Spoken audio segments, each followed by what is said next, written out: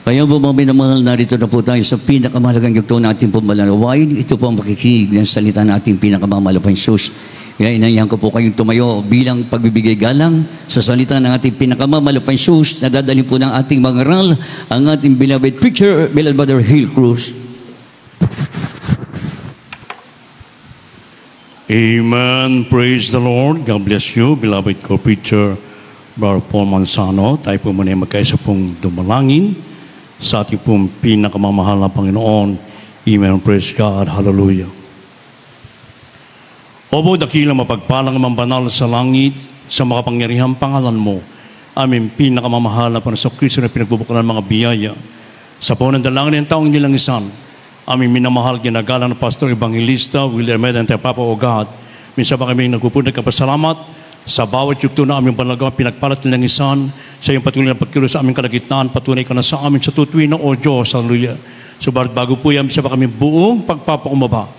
Himingi ng kapatawaran sa lahat ng aming nagawang pagkukulang, pagkakasala, pagsalansan sa malakalooban, patawaran mong bawas sa amin, O Diyos. Hallelujah. At sa bahaging ito na pagdadala ng Ebanghelyo ng kaligtasan, na tunay sa ganang akin, wala po akong magagawa, mahal na Panginoong Jesus. Ikaw po ang maglagay ng mga tamang salita sa aking bibig.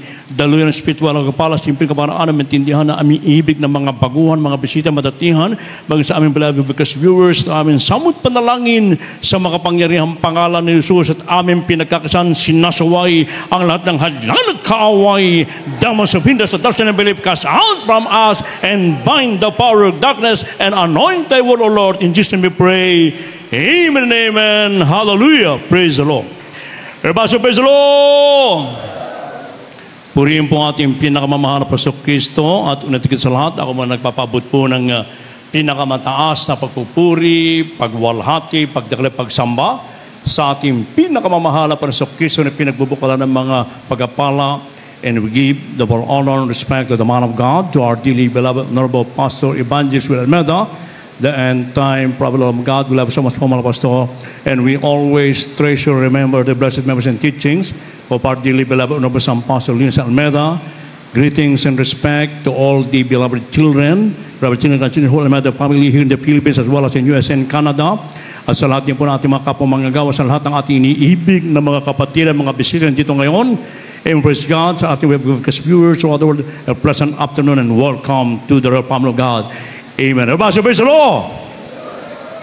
Beloved sons of God, salvation is so important that every person or individual may possess. And to every children of God may desire to have it until the coming of the Lord.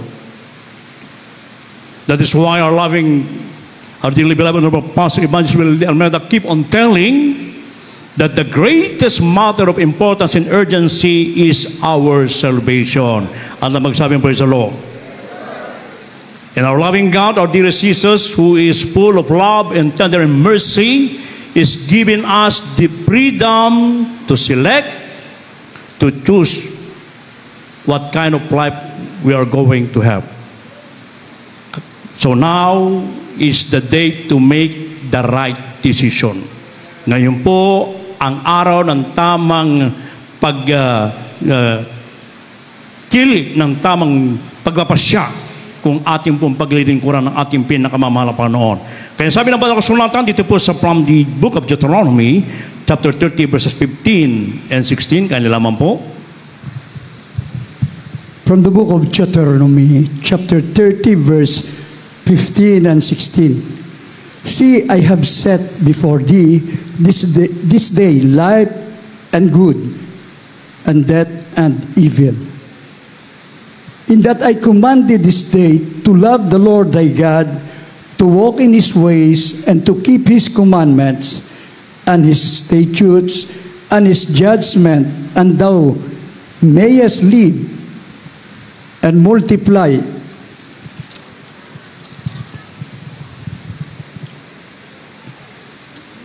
And multiply. And the Lord thy God shall bless thee in the land whither thou goest to possess it. Gabi sa Tagalog. Dito po sa Deuteronomio Kapitulo 30, versikulo 15 at 16. Tingnan mo na inilagay ko sa harap mo, sa araw na ito, ang buhay at ang kabutihan, at ang kamatayan at ang kasamaan. Dito po sa 16, na inuutos ko sa inyo sa araw na ito, na ibigin mo ang Panginoon mong Diyos, na lumakad ka sa kanyang mga daan, at tuparin mo ang kanyang mga utos, at ang kanyang mga palatuntunan, at ang kanyang mga katulan, upang ikaw ay mabuhay at dumami, at upang pagpalain ka ng Panginoong mong Diyos sa lupain na inyong pinapasok upang ariin. Amen. Amen. Praise the Lord. God bless you, kapatid, and God bless His Word. So napakaliwanag, mga inibig ko. Nagbigay ng kautusan ng ating mabait na Diyos sa buhay, na tayo po ang pipili, mga inibig ko. Kaya nasa ating kamay kung anong gustong buhay natin, ang gustong mangyari, mga inibig ko. Kung nais natin ang buhay at kabutihan, maglingkod tayo sa ating pinakamamahal na panahon.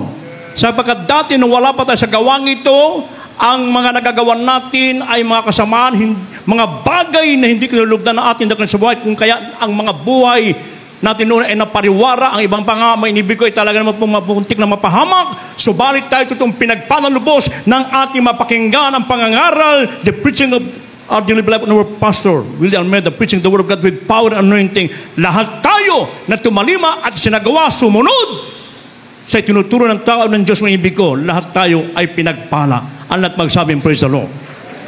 Triple blessing ang ating nakamtan. Pagkapalang physical, material, lalo tigis espiritu ng kapala, yan po yung ating tinatamasa hanggang sa mga oras na ito. Sapagat pinili po natin, nagpasya tayo na ating pong paglingkuran ang ating mabait na Diyos na buhay. Kaya nga mga inibig ko, bilang tayo naglilingkod sa ating pinakamamahal na panahon, sapagat ito na may pangako niya, mga inibig ko, na kung saan ay pag-iibigin mo ng buong puso mo ang ating dakilang Diyos na buhay, na lumakad ka ng ayon sa kanyang katwiran sa lahat ng kanyang kahatulan, mga inibig ko, ang buhay natin, mga inibig ko, ay pagpapalain. Saan ka man pumaroon, sabi ng banal na kasulatan, pagpapalain ka ng ating pinakamamahal na Panginoon. Kaya nga may inibig ko, dito hindi nagkulang sa pagtuturo sa atin, ang ating dearly beloved, honorable personal, the beloved children who all made a family. Na tayo po'y tinuruan, pinangaralan, may tinutuwid tayo, mga minsan may inibig pag tayo nagkukulang kakamali. Kaya marapat lamang na tayo po ay magpasakop, mga inibig ko, at tayo po'y lumakad ng ayon lagi sa kalooban ng ating mahal na Panginoon. Kaya yung pagkapasya natin ginawa, yung araw na tinanggap natin ating daklan sa buhay, ito po'y ating pong panatilihin hanggang sa kanyang nalalapit na pagbabalik. Palakpakan mo natin pinakamamahal na Panginoon. Everybody praise the Lord! At bilang manak ng Diyos, may inibig ko, hindi po tayo lagi nasa comfort zone. Hindi lagi nandun tayo sa mandun na mga ambuhin natin ay laging masaya, andun na lagi ang abundant blessing, may inibig ko, may inibig. So balit minsan pinahihintulot ng Diyos na tayo po'y daranas ng mga pagsubok, ng pag-alimuran sa libutang ito, mga inibig ko, ng mga kapighatian, ng kahirapan, mga inibig.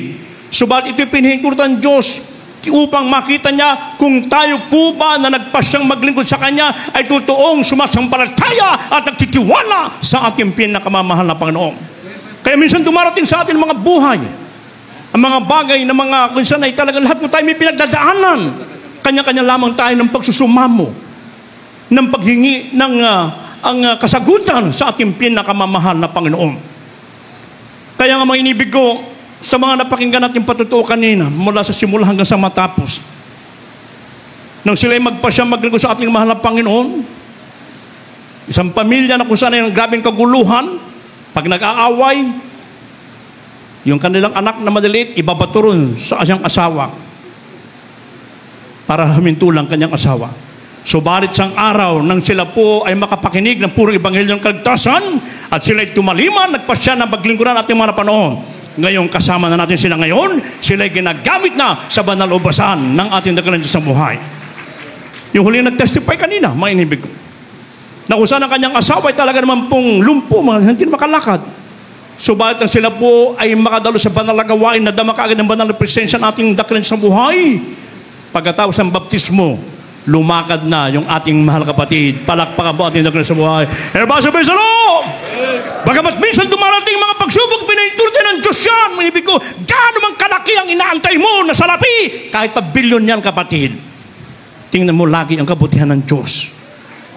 Lagi kang titingin doon sa mga himala na ginawa ng Diyos sa iyo. Yung kapayapaan, kagalakan, hindi yung kayaran ng billions of dollars because it is a gift from our loving God. Regalo po yan na nagmumula sa ating pinakamamahal na Panginoon. Sapagat pag tayo po ay tumalikod, humiwalay, mararanasan mo yung galit ng Diyos. Siya'y dumarating na may galit at puot. Kanino? Doon sa mga tao na hindi nagpahalaga sa banal na salita ng ating pinakamahal na Panginoon.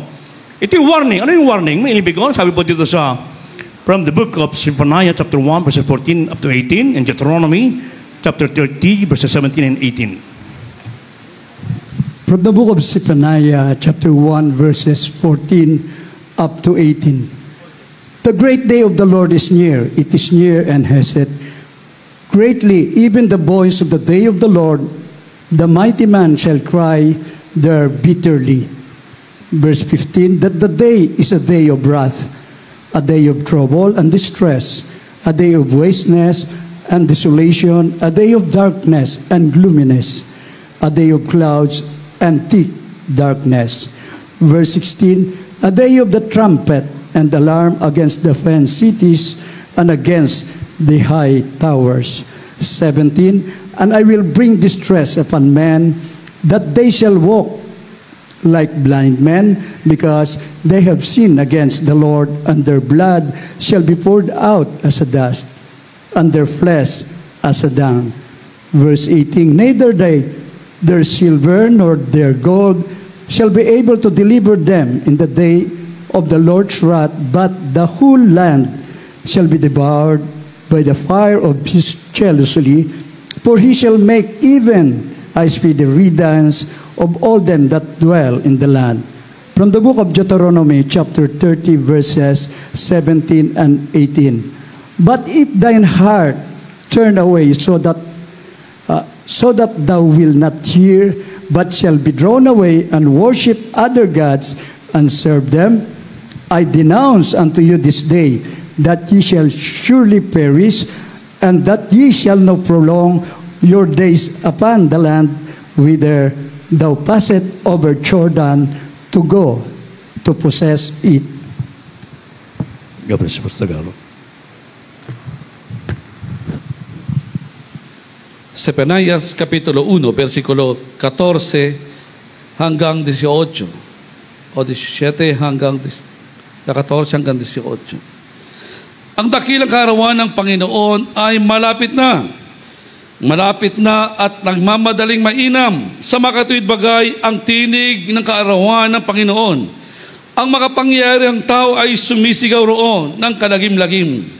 Ang araw na iyon ay kaarawan ng kapuutan, kaarawan ng kabagabagan at kahapisan, kaarawan ng kawakasan at kasiraan, kaarawan ng kadiliman at kalumbayan, kaarawan ng mga alapaap at pagsasalimuot ng kadiliman. 16. Kaarawan ng pakakak at ng hudyatan, laban sa mga bayang nakukutaan at laban sa mataas na kuta. At aking dadalahan ng kahapisan ang mga tao, at sila'y magsisilakad na parang mga bulag, sapagkat sila'y nagkasala laban sa Panginoon, at ang kanilang dugo ay mabububo na parang alabok, at ang kanilang katawan ay parang dumi. Kahit ang kanilang pilak o ang kanilang gintuman ay hindi makapagliligtas sa kanila sa kaarawan ng kapuotan ng Panginoon, kundi ang buong lupain ay masusupok sa mamagitan ng apoy ng kanyang paninibugho, sapagkat wawakasan niya, oo, isang kakilakilabot na wakas nilang lahat na nagsisitahan sa lupain. Amen. Dito po sa Deuteronomio Kapitulo 30, versikulo 17 at 18. Ngunit kung ang iyong puso ay lumiko at hindi mo didinggin, kundi maliligaw ka at sasamba ka sa ibang mga Diyos at maglilingkod ka sa kanila. Dito po mga minamahal sa 18, ay aking pinatutunayan sa inyo sa araw na ito at kayo tunay na malilipol, kundi niyo palalaunin ang iyong mga araw sa ibabaw ng lupain na iyong ipinagtatawid sa Jordan upang pumasok sa at ariin. Purihin po ang ating nagalan sa buhay. Kapos mga kapatid, Erasmo, praise the Lord! Ito po yung danger, may inibig ko, tinimbabala sa lahat ng tao sa mundo, lalo na sa mga ilang Kristiyano na hindi pa nagpapasyang ibinibigay ng 7% ang paglilingkod sa ating mabait na Diyos na buhay. Pag ang iyong puso ay lumiko, mga inibig ko, gumawa ka ulit ng katampalasan sa harapan ng malapanoon at maglingkod sa ibang Diyos, sabi ng banal na kasulatan, ikay pupuksain ng ating pinakamamahal na panahon. Hindi lamang yan pagsambayan sa Diyos na nakikita, na kinagisan ng relihiyon na dala ng Rome at Espanya rito, mainibig ko, na kung saan yung pag tayo nakahagawa, nababalik-balikan pa natin yung ating mga kahinaan, mainibig ko. Yan po'y katulad ng pagsamba sa Diyos-Diyosan po yan, mainibig ko. Kaya maging maingat po tayo, mainibig. Ibigay natin yung the best sa paglilingkod sa ating pinakamamahal na Panginoon upang hindi po tayo mapahamak, mainibig. Sapagkat Biblia mismo nagsasabi sa ating mga nabasang talata, mainibig ko, na pag tayo po, sabi dito, mainibig ko, at aking pinatutunan sa inyo sa araw na ito, na kayo'y tunay na malilipol. Hindi nyo palalaunin ang inyong mga araw sa ibabaw ng lupain na inyong ipinagtatawid ng Jordan upang pumasok na riin. So, iiksi ang buhay mo. Pag hindi ka naglingkod ng katapatan, hindi ka nagpasyan ng buong katapatan sa paglilingkod sa ating dagat sa buhay, ang buhay mo'y iiksi, may inibig ko. At, sabi ng banal na kasulatan, dumarating na may galit at puot ang Diyos. Mabilis. Sabi niya, mainibig ko, na kung saan sa pamamagitan ng mga grabing mga kalamidad, mga salot, mga inibig ko, sa mundong ito, ibubugso ng Diyos sa sangkatauhan, sa mga tao na hindi nagpapahalaga, sa mga tao na ayaw maglingkod sa ating pinakamamahal. Sapagkat sabi ng Biblia, maging ang iyong kayamanan, ang pinakaginto mo, kapangyarihan mo, katanyagan mo, ay hindi makapagliligtas sa iyo sa araw ng puot ng galit ng ating pinakamamahal na Panginoon. Kaya ibabala sa bawat sa atin, may inibig ko, at sa mga tatawagin pa ng ating pinakamamahal na Panginoon. At lagi nating alalahanin, ang Diyos ay walang kasiyahan sa kamatayan ng mga tao masama, kundi mga tao ay magpakumabang manumbalik, magsisi, at tanggapin ang ating dagalan Diyos sa buhay. Kaya habang merong panahon, may inibig ko, maglingkod tayo ng buong katapatan sa ating mga iniibig na kababayan, sa lahat ating beloved viewers. Now is the day to make the right decision, mga inibig ko. Ngayon, anong pinagagawa ng ating pinakamamahal na panahon na dapat natin gawin upang tayo makaiwas sa galit at puot ng Diyos na ibubugsa sa mundong ito? Sapagkat anytime, mga inibig ko, rapture will take place any moment na lang sinasabi ating minamahal na pastor, kinakailangan na tayo po'y lumakad ng katuwid-tuwid sa mahal na panahon. Huwag nating isipin bukas pa, malayo pa pagbalik ng Diyos. Isipin mo natin laging ngayon. Sapagkat nandito na tayo sa panahong magulo. Nandyan na ang napipitong Third World War, one push button away, anytime now. Ito nakarang araw lang, binumbay ng isang bansa, yung Ukraine, mga inibig ko. Maraming namatay. Andiyan pa mga salot, mga kalamidad, mga bagyo. May parating din bagyo sa atin, malakas. Mas malakas pa raw sa Yolanda, mga inibig ko. At dito sa Luzon yung tatama, mga inibig ko. Kaya tayo, na matapat, na nagpasan maglingkod sa Diyos sa buhay, pag tayo patuloy na isinasagawa ng lahat ng kahatulan without any mental reservation, but rather with open heart, anumang mga lakas ng bagyo na yan, pag ang mga anak Diyos ay nagpuri na, mas malakas ang magpuri, yung mga hangin na yan, malakas ang idinadive sa ibang lugar po yan. Amen? Everybody praise the Lord. Ano pinagagawa natin pinakamahal na panahon? Tatlo pong magkakasunod ng basahin, kaya naman po, dito po sa book of Isaiah 5, 6, and 7, Hebrews chapter 3, verse 15, and 1 Samuel 12:24. Kindly po. Amen. From the book of the prophet Isaiah, chapter 55, verses 6 and 7. Seek ye the Lord while he may be found. Call ye upon him while he is near. Let the wicked forsake his way, and the unrighteous man his thoughts. And let him return unto the Lord, and he will have mercy upon him, unto our God, for he will abundantly pardon. From the book of Hebrews, chapter 3, verse 15, while it is said, today, if you will hear his voice, harden not your hearts, as in the provocation. From the book of 1 Samuel chapter 12 verse 24. Only fear the Lord and serve Him in truth with all your heart, for consider how great things He had done for you. God bless you, Pastor Gar. Isaias Kapitulo 55, versikulo 6 hanggang 7. Inyong hanapin ang Panginoon, samantalang Siya ay masusumpungan. Magsitawag kayo sa Kaniya, samantalang Siya ay malapit. Lisanin na masama ang kanyang lakad, at ng liko ang kanyang mga pag-iisip, at manumbalik siya sa Panginoon, at kaawaan niya siya. At sa aming Diyos, sapagkat Siya ay mapagpatawad ng sagana. Dito po sa Hebreo Kapitulo 3, versikulo 15. Samantalang sinasabi, ngayon kung marinig ninyo ang kanyang tinig, huwag niyong pagmamatigasin ang inyong mga puso na gaya ng sa pagmamungkahi. Dito po sa unang Samuel Kapitulo 12, ang talatay 24. Matakot lamang kayo sa Panginoon at maglingkod kayo sa Kanya sa katotohanan ng iyong buong puso. Dili-dilihin mo nga ninyo kung gaano kadakila ang mga bagay ang Kanyang ginawa sa inyo. Amen. Purihin natin dakilan sa buhay. Baso, praise the Lord! Palakpakan mo natin ating dakilan sa buhay. Yung buhay na palakpak para sa ating pinakamamahal na panahon. Ito ang pinagagawa ng mabait na Diyos sa buhay. Sa lahat ng taas at yung panig ng mundo, habang may panahon, hanapin po natin ang ating mahal na Panginoon. Habang ang Ebanghelyo ng Kaligtasan na ipinangangaral ng Jesus Miracle Crusade International Ministry sa pangunguna ng aming dearly beloved Honorable Pastor Evangelist Almeida, the anti-problem of God, inibig ko, samantalahin natin sapagkat darating ang araw, mga inibig ko, ang Diyos ay magpapasapit ng kagutom sa salita ng Diyos. Hindi na ito makikita, mga inibig ko. Hahanapin nila, wala na. Sapagkat kinuha ng malapanon ang mga tapat na naglilingkod na Kristiyano, mga inibig ko. Kaya habang malapit pa at nandito, inyo po itong puntahan, mga inibig ko. Paglingkuran nyo ating mahal na panahon. Ang Diyos ay mapagpatawad. Ano man ang laki ng iyong nagawang kasalanan, mga inibig ko, kaya kang patawarin ng ating dakilang Diyos na buhay. Everybody praise the Lord! Sa mga datihan ng naglilingkod sa ating mahal na panahon. Ang sabi ng banal na kasulatan, fear the Lord. Matakot ka sa Diyos at sundin mo ang lahat ng kanyang kahatulan sa buong katotohanan, mga inibig ko.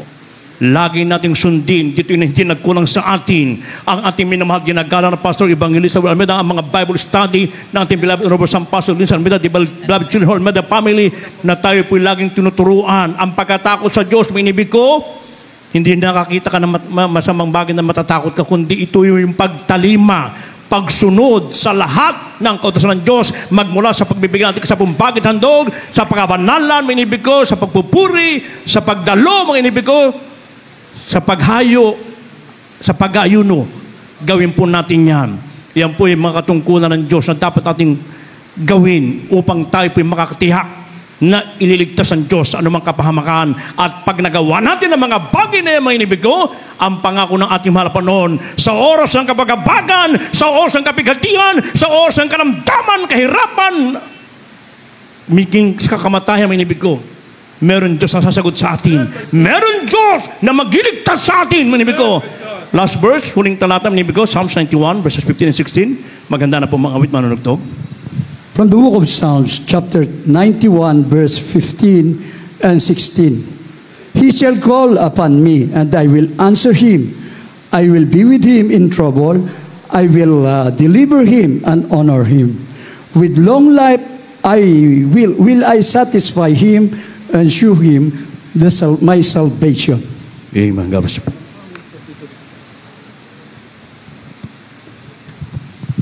Mga awit, Kapitulo 91, versikulo 15 hanggang 16. Siya ay tatawag sa akin at sasagutin ko siya. Ako'y isa sa kanya sa kabagabagan. Aking ililigtas siya at pararangalan siya.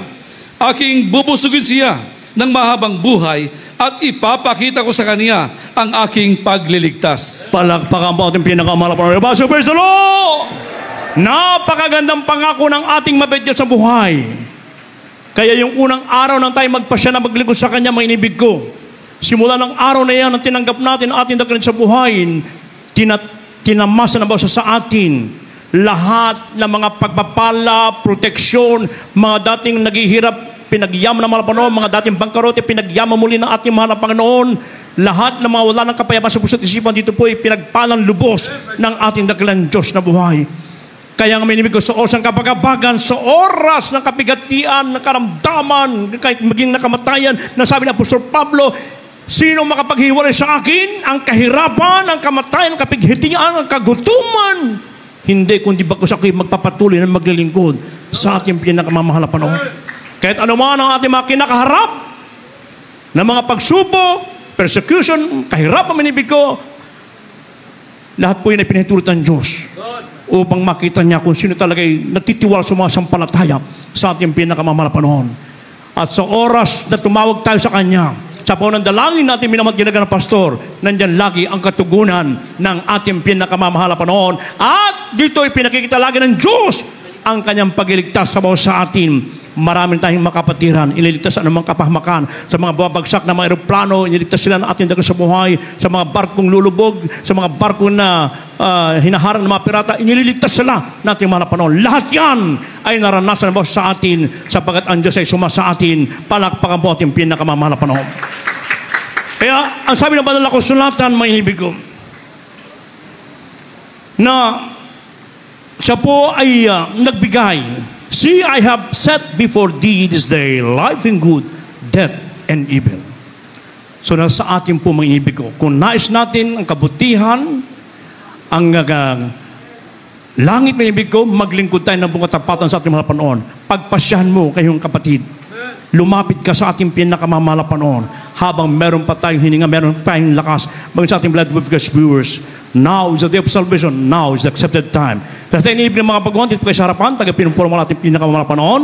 Tayo po lahat tumayo habang ating ina-out na papuring awiting to, gawin nating panalangin ang awiting to mga inibig. Habang binibigay pong kataon sa aking blood ko picture, Brother Joey Mancera.